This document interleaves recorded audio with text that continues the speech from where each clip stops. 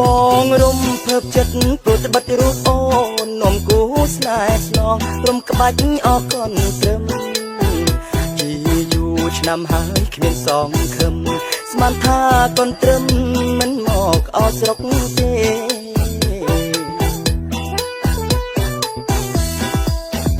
បងរួមអូនហើយដោយស្រក់ទឹកភ្នែករំភើបចិត្តពេកណាស្រងអមៀងមេរក្សាកនត្រឹមទុកជាគេ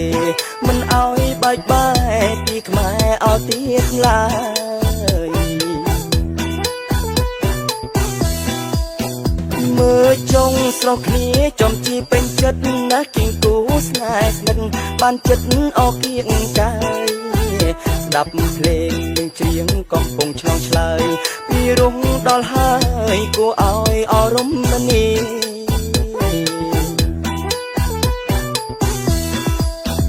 អ្នករួមគូស្រាប់រំភើបក្នុងចិត្តណាដូចដល់ទងសិតខានថាត់អោស៊ូគីយើងរួមកនត្រឹមញញឹមដាក់គ្នាដើម្បីការពារប្រពៃអនេះខ្មែរ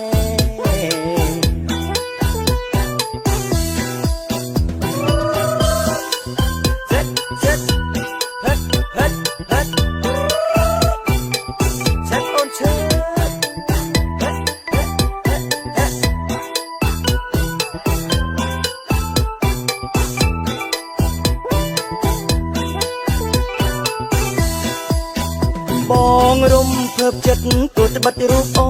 ននំគូស្នេហ៍ស្នងរំក្បាច់អរកនត្រឹមជាយូរឆ្នាំហើយគ្មានសងខឹមស្មានថាកនត្រឹមមិនមកអស់ស្រុកទេ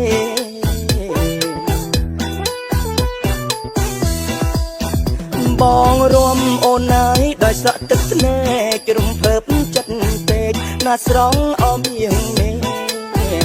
រក្សាកនត្រឹមទុកជាគេមិនអោយបែកបែកពីខ្មែរអោទៀតឡើយមើលចុងស្រស់គ្នាចំជាពេញចិត្តណាស់គៀងគូស្នេហ៍ស្និទ្ធបានចិត្តអរគៀងកាយស្ដាប់ភ្លេងនឹងច្រៀងកំពុងឆ្លងឆ្លើយពីរុងដល់ហើយគួរអោយអរមនី